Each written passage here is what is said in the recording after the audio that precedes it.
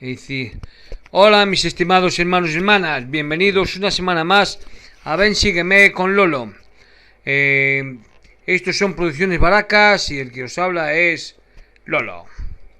Bien, como veréis, en esta ocasión solo he podido grabar la lección en audio, ya que por problemas técnicos no puedo ya grabar en vídeo. Así que a partir de ahora todas las lecciones que haga serán en audio y intentaré pues mejorarlo y hacerlo lo mejor posible. Bueno, la lección que toca esta semana es Primera de Reyes, capítulos del 17 al 19. Y el tema de la lección es si Jehová es Dios o seguirle. Y el himno que me ha sugerido esta lección no está en el himnario, sino es a quien seguiré. Nene. Bueno, y luego hay otra canción que también, otro himno que es por las cosas que hago de mi voluntad. Si fracaso a nadie puedo yo culpar, porque Dios a mí me va a dar el don de libertad. Estar en el sendero es ganar. Y luego dice, escoge hoy a quien seguir, mi casa y yo queremos al Señor seguir. Bueno, como veis, este himno, esta canción no está en el himnario. Bueno, comencemos pues la lección de esta semana. Debido a que el rey Acá y su esposa Jezabel establecieron la adoración de Baal por todo el reino del norte, Elías el profeta, que era el profeta que se había elegido en esa época, Elías el profeta selló los cielos, lo cual causó años de sequía. Jehová preservó a Elías el profeta y con el tiempo lo condujo hasta una viuda en Sarepta, quien lo alimentó muchos días. Elías el profeta levantó de los muertos al hijo de la viuda. Yo me pregunto, ¿qué pensarían de un hombre que tuvo el poder de levantar a los muertos, traer fuego del cielo, hacer que la lluvia no cayera y que una tinaja de harina no quedara nunca vacía? Elías el profeta fue un hombre así, un hombre de poder, de milagros, un profeta tan digno que fue trasladado y recogido de la tierra en un carro de fuego. No es de maravillarse que Elías haya llegado a ser uno de los grandes personajes en la historia de Israel. No debe sorprendernos tampoco que en los hogares judíos se disponga lugar en la mesa para él en cada celebración de la Pascua, anticipando su regreso tal como fue anunciado por el profeta Malaquías en Malaquías 4, versículos del 5 al 6. Este capítulo trata acerca de las razones por las que Elías es uno de los más grandes profetas de todos los tiempos y por la que fue rechazado por el pueblo de su propio tiempo. En el primer capítulo que estudiamos se llama Elías Tisbita, que era de los moradores de Galad. Algunos eruditos dicen que Elías era oriundo de Tisbe, en la región norte de Galilea. Adam Craig, un estudioso, un historiador, un erudito, sugirió un lugar diferente. Dijo que Elías provenía de Galad, más allá del Jordán, en la tierra dada a la tribu correspondiente. Quienquiera que tenga razón, es evidente que el calificativo de Tisbita se refiere al lugar del cual Elías provenía. Sobre el tema de sellar los cielos, el presidente Joseph Fielding Smith enseñó que el poder mediante el cual Elías el profeta selló los cielos fue el mismo poder para sellar que él restauró a José Smith en el templo de Kirtland en 1836. El presidente Smith enseñó: hay algo muy significativo en el edicto de Elías el profeta, en Primera de Reyes 17.1. Quiero que entiendan. Síganme de cerca, vive Jehová Dios de Israel, delante de quien estoy, que no habrá lluvia ni rocío en estos años, sino por mi palabra. La razón por la que enfatizó esto es para impresionarlos con el poder para sellar, mediante el cual Elías el profeta podía cerrar los cielos para que no hubiera lluvia ni rocío hasta que él hablara. Las llaves que poseía Elías eran las llaves del sacerdocio sempiterno, las llaves del poder para sellar que el Señor le concedió. Y cuando vino, eso es lo que confirió sobre la cabeza de Pedro, Santiago y Juan, y eso es lo que le dio al profeta José Smith. Sí, ya sé lo que es, ya sé cuál es la pregunta posible que me podéis hacer. ¿Dónde está el arroyo de Kerit? Nosotros no sabemos cuál de los afluentes del Jordán fue el Kerit, pero aparentemente era uno no muy conocido que estaba en un lugar aislado, donde Elías el profeta pudo esconderse sin peligro de que los soldados, pastores o viajeros casuales lo descubrieran accidentalmente. Era también un lugar desolado en el que no había vida animal, por lo tanto, Elías dependía completamente del Señor para su sostén. ¡Ay, pillines, como os conozco! Y vuestras dudas también. ¿En verdad Elías el profeta fue alimentado por cuervos? Hay quienes insisten en que el vocablo cuervos es un error de traducción y que debería decir mercaderes o comerciantes. Otros eruditos no están de acuerdo con esto. Insisten en que el vocablo hebreo está bien traducido a nuestra lengua tal como lo tenemos. El hecho de que Elías estaba oculto hace improbable que mercaderes o comerciantes fuera hasta donde estaba él 2 veces por día, y el énfasis dado por el escritor sugiere que se trataba de un cuidado milagroso más que un intercambio entre Elías y otros hombres, lo cual tiene su lógica y su razón. Si estaba escondido, si no sabemos dónde estaba el río Kerit, pues es normal que el arroyo Kerit, pues es normal que tampoco, que si se escondía, tampoco iban a pasar por ahí perdón, mercaderes o comerciantes. Bien, ahora vamos a uno de los platos fuertes que contiene el tema de esta semana: la viuda de Sarepta. Sarepta estaba sobre la costa del Mediterráneo entre Tiro y Sidón, en lo que ahora es el Líbano, lo podéis ver en el mapa. En aquel entonces se llamaba Fenicia y estaba situada fuera de los límites de Israel. La pobre viuda solamente tenía un poquito de harina con la cual hacer una torta para freír. Su tinaja probablemente era de barro y su vasija una botella de arcilla. Los recipientes de madera no sirven para guardar harina en el Medio Oriente, porque no la protegen de los insectos. La solicitud de Elías de que la viuda le preparara comida no fue una solicitud egoísta, sino más bien para probar la fe de la mujer, lo cual tiene su lógica y su razón. Por motivo de que pasó bien la prueba, la promesa de Elías de que la tinaja de harina y la vasija de aceite no quedaría vacía durante el periodo de escasez se cumplió. Esta viuda no solamente proveyó lo necesario para sus propias necesidades en un periodo de gran dificultad, sino que dio a otros un ejemplo de gran fe. En un intento para abrir los ojos de sus coterráneos llenos de prejuicios, es decir, contemporáneos de la gente, Jesús habló de esta mujer sidonita que obedeció el mandamiento de Dios y suplió y cubrió las necesidades físicas de su profeta. En verdad os digo que muchas viudas había en Israel en los días de Elías, cuando el cielo fue cerrado por 3 años y 6 meses, y hubo una gran hambre en toda la tierra, pero a ninguna de ellas fue enviado Elías, sino a una mujer viuda de Sarepta de Sidón. Lucas 4, versículos 25 al 26. Pero ocurrió en esa misma casa otro milagro significativo, y del cual no se habla mucho. Elías levanta al muerto, es decir, al hijo de la viuda de Sarepta. Este es el cuarto milagro mencionado en este capítulo. Lo efectuó Elías mediante el poder del sacerdocio.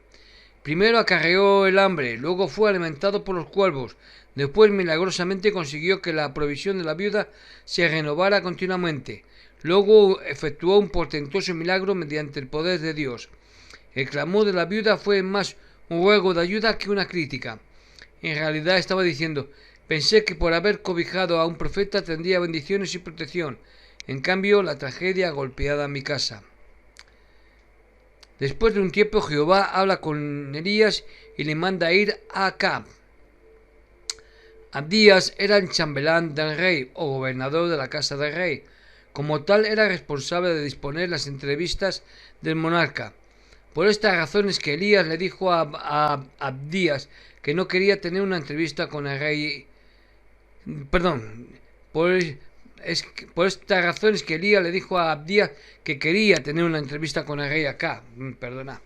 El hecho de que el rey y su principal mayordomo tuvieran que buscar agua y hierba ellos mismos muestra que el hambre se había tornado grave. Acab sabía que Elías había acarreado esta dificultad, de manera que lo buscaba. Aparentemente Acab tenía mucho poder y autoridad entre las naciones vecinas, porque les pidió que le aseguraran de que no estaban escondiendo a Elías. Bueno, acá no es el de Moby Dick, ojo. Estamos hablando de tiempos mucho antes de Jesucristo. Sí, por tanto no existía el Acab de Moby Dick. Bueno, continúo. Aparentemente Acab tenía mucho poder y autoridad entre las naciones vecinas, porque les pidió que le aseguraran de que no estaban escondiendo a Elías, o que no sabían de su paradero. Sin embargo, a veces alguien informaba haber visto al profeta, pero cuando Acab llegaba al lugar, Elías ya había desaparecido. Acab entonces mataba a la persona que había dicho haberlo visto. El temor de Abdías de que Elías volviera a desaparecer se debía a que conocía este detalle, que Acab no vacilaría en hacerlo ejecutar si no lo entregaba al profeta. Elías le prometió a Abdías que se presentaría ante Acab. No sabemos si este Abdías, que era en gran manera temeroso de Jehová, era el mismo que escribió el libro que lleva su nombre en el Antiguo Testamento, aunque hay algunos que creen que sí. Y no, Elías no había turbado a Israel. Bueno, Elías sí que se presentó ante Acab. Los versículos a que nos estamos refiriendo han sido inspiración de muchos sermones, pues los inicuos generalmente culpan de sus desventuras a otros. Elías no tenía poder por sí mismo para acarrear el hambre, sino que él solamente era el agente del Señor. Acab y su política eran una verdadera causa de la turbación de Israel, pero el rey rehusó aceptar esa responsabilidad. Bueno, Lolo, ¿qué nos puedes decir del Monte Carmelo? Bueno, que el Monte Carmelo es una cadena montañosa de varios kilómetros, que estáis viendo la foto, de extensión en que corre de sudeste a noroeste. Sus elevaciones sudorientales están próximas al extremo noroeste del gran valle de Jezreel, y su borde noroeste se proyecta al Mediterráneo sobre las costas septentrionales del moderno Israel. Elevándose abruptamente a unos 600 metros sobre el nivel del mar, resulta impresionante y llegó a ser sinónimo de belleza esto del Monte Carmelo. Se le menciona en forma figurada en Doctrinas y Convenios 128, versículo 19. Ahora, llegados a este punto, me recuerdan las palabras de Elías a Josué cuando dijo a la gente: escoge hoy a quien sirváis. En su lugar, Elías dice: ¿hasta cuándo claudicaréis vosotros entre dos pensamientos? Es decir, entre seguir a Jehová o seguir a Baal.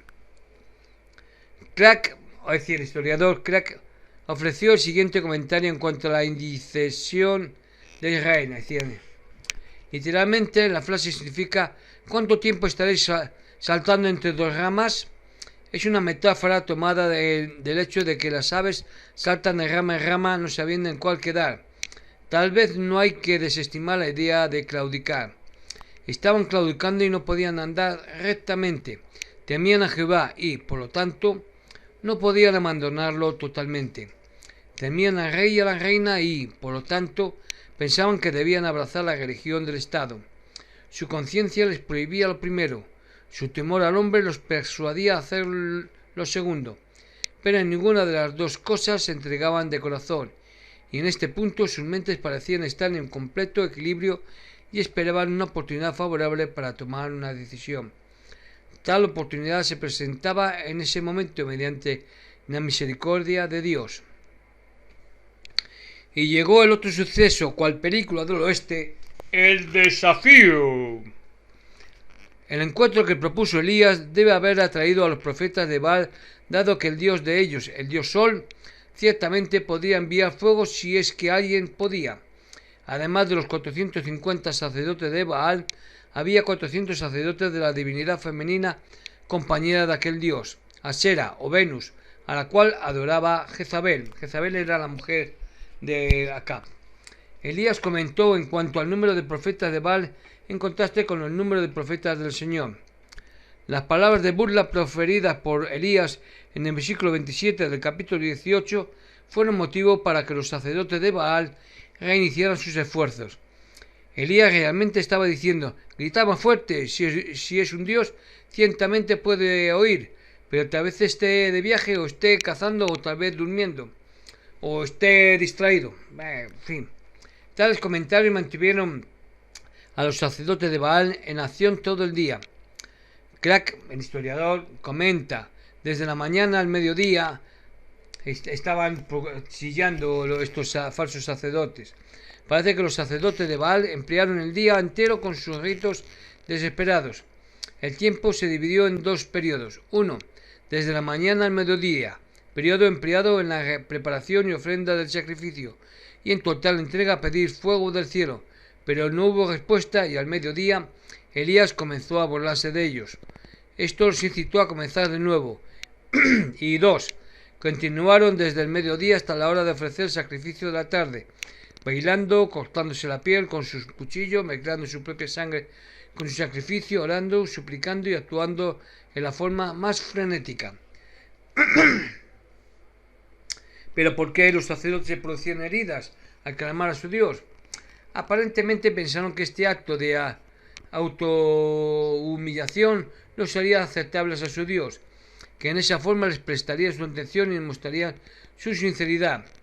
Un conocido escritor y viajero habló de extravagancias similares a esas que observó en Gaza en tiempos modernos, hablando de los Galli, un grupo de hombres y mujeres automutilados semejante a los sacerdotes de Asera. Dijo: un trompetista iba delante de ellos anunciando su llegada a los pueblos, a las granjas o a las calles, mediante estridencia de su instrumento, que era un cuerno retorcido. Los mendigos gallis venían detrás en fantásticos atuendos, siguiendo a un líder, un asno en medio de ellos, portando sus bolsas de pordioseros y una imagen de la diosa cubierta por un velo. Estaban vestidos con ropas de mujer de diferentes colores.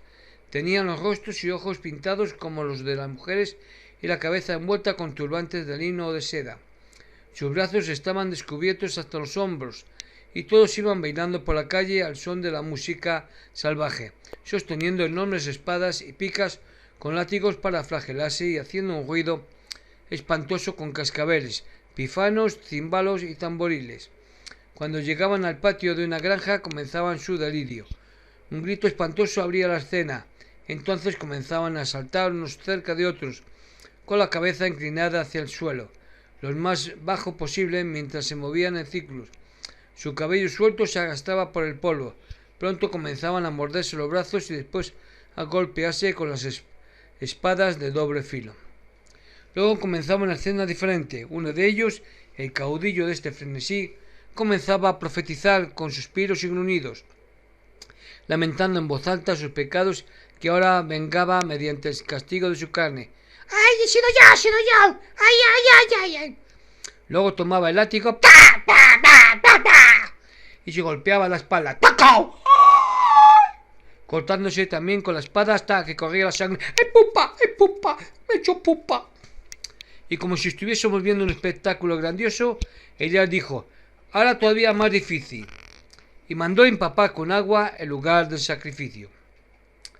Los sacerdotes de Baal eran tan inescrupulosos que arreglaron el fuego por debajo para que pareciera encenderse espontáneamente. Un antiguo escritor dice que había visto bajo los altares de los paganos orificios cavados en el suelo con chimeneas saliendo de ellos que se comunicaban con aberturas sobre los altares. En los primeros los sacerdotes escondían el fuego, el cual, conduciéndose por las chimeneas hacia los agujeros, encendía la madera y consumían el sacrificio como un fuego aparentemente milagroso.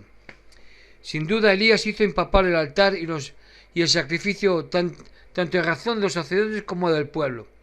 Él quería convencerlos de que no habría trampas y al mismo tiempo mostrarles que el poder del Señor se pondría de manifiesto.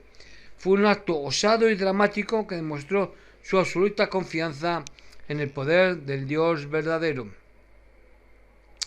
El fuego que producía de Jehová no era un relámpago de la naturaleza, ya que éste no hubiera podido producir un efecto como el que resultó, sino un fuego milagroso que cayó del cielo y cuyo origen sobrenatural se puso de manifiesto en el hecho de que no solamente consumió totalmente el sacrificio con los leños que estaban sobre el altar, sino también las piedras del altar, la tierra que había sido preparada para formar el muro de contención y hasta lamió el agua que estaba en la zanja.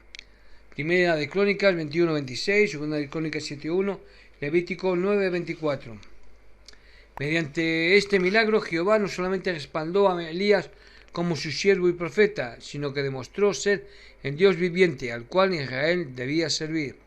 Así fue que todos los que estaban presentes cayeron sobre sus rostros adorando, tal como lo había hecho en el pasado, es decir, al consagrar el altar, Levítico 9:24, y confesar Jehová es Dios. Como consecuencia del desafío, Elías gana, eso era seguro, así que mata a todos los falsos profetas. Acá se lo cuenta a Jezabel y ésta manda y ordena matar a Elías. ¿Qué hace Elías? Elías huye de Jezabel. ¿Por qué? Porque aquí se nos da una muestra de cuán poderosa y corrupta era Jezabel. Aun después del fuego milagroso que bajó del cielo, lo único que sintió esta mujer fue ira, y juró que en venganza quitaría la vida a Elías. El profeta huyó primero al territorio de Judá, en Beerseba, y luego al monte Jored, Sinaí, a unos 250 kilómetros más al sur. Elías o ayunaba o recibía alimento proporcionado por el Señor durante este tiempo. Si Elías ciertamente estuvo sin alimento 40 días, como dice el versículo 8, entonces tuvo una experiencia semejante a la de Moisés, en Éxodo 24:18, 34:28 y Deuteronomio 9, del 9 a 25, y a la del Salvador en Mateo 4:2, por ejemplo. Y como Moisés en Sinaí, Elías también recibió allí revelaciones. Debe haber sido un periodo de soledad para él. Los hombres buscaban quitarle la vida. Él mismo creía que era el único profeta fiel que quedaba en Israel y se escondía en una cueva. El presidente Joseph Fielding Smith escribió lo siguiente: cuando llegó allí, el Señor lo llamó y le preguntó qué estaba haciendo en ese lugar, y en su pena, debido a la dureza del corazón del pueblo, le contó al Señor que solo él quedaba y que lo buscaban para matarlo. Pero el Señor le mostró que había otros que permanecían fieles a él, aún 7,000. Esto está en Doctrina de Salvación, tomo segundo, las páginas 98 y 99. Los que prestan atención para oír la voz de Dios saben que ella no está en el poder que destroza las rocas y la tierra, ni en el fuego, sino en la voz suave y apacible que habla al corazón del hombre. Cuando Elías oyó esa voz, salió para conversar con el Señor. Animado, Elías regresó a pedido del Señor y llevó a cabo la misión que se le había asignado. El vocablo celo, tal como se emplea en los versículos 10 y 14, significa dedicación. El nuevo profeta elegido para tomar el lugar de Elías fue Eliseo. Pregunta: ¿a dónde llevaron a Elías sus continuos viajes? El mapa que estáis viendo muestra los viajes de Elías desde la época en la que dejó el arroyo de Kerit hasta llegar a Damasco, en Siria, donde ungió al rey de una nación extranjera. Así tenemos una idea de cuál extenso fue su ministerio. También aprendemos hoy, o estamos aprendiendo hoy, y se muestra que Dios y los profetas de Israel tenían influencia sobre otras naciones aparte de Israel. Nada más se sabe con relación a las circunstancias que hicieron posible que Elías ungiera a un rey de Siria. Una curiosidad: ¿a quién mató Eliseo? No hay ningún registro de que Eliseo haya dado muerte a alguien. Este pasaje podría significar que Eliseo estaba profetizando la muerte de algunas personas. Naturalmente, la historia contenida en la Biblia, tal como la tenemos hoy día, es fragmentaria, y los detalles del incidente al que aquí se hace referencia tal vez se haya perdido. Lo cierto es que Eliseo debe haber sido rico para haber estado arando con 12 yuntas de bueyes, pues cada yunta tiraba de un arado y era dirigida por un siervo. El hecho de haber matado a 2 bueyes también indica riqueza, y el haber quemado el arado simbólicamente representa el rechazo por parte de Eliseo de la riqueza mundana, al prepararse para seguir a Elías el profeta y hacer el considerable sacrificio material que se requería al responder al llamamiento profético. Ahora una pregunta casi ineludible e importante, y que tiene que ver con el manto de que le puso Elías a Eliseo. ¿En qué consistía el manto que el profeta puso sobre Eliseo? En la época de Elías se llamaba manto a un abrigo o túnica. Cuando Elías se dirigió hacia el arado al lado del cual estaba Eliseo, el profeta simplemente se quitó su rústico manto y lo puso sobre los hombros de Eliseo. El sorprendido Eliseo pareció entender el significado de este gesto. Elías lo estaba designando para el llamamiento de profeta y eligiéndolo como su futuro sucesor. No se empleó una explicación detallada ni la persuasión para inducir a Eliseo a aceptar el llamamiento. No fue necesario, pues él era uno de los 7000 mencionados por el Señor que no había doblado la rodilla a Baal, sino que había respetado el santo sacerdocio de Dios y aceptó con entusiasmo la disciplina y obediencia requeridas para tal llamamiento. Y a lo mejor es posible que también Eliseo recibiera a lo mejor alguna revelación o había tenido algún llamado de alguna forma, decir que a lo mejor Jehová le había hablado con él, le había dicho que él sería su nuevo profeta. En fin, todo es posible. Pero esto último es una hipótesis mía, ¿de acuerdo? A raíz de este sencillo acto, la frase manto del profeta ha llegado a significar llamamiento y oficio del profeta.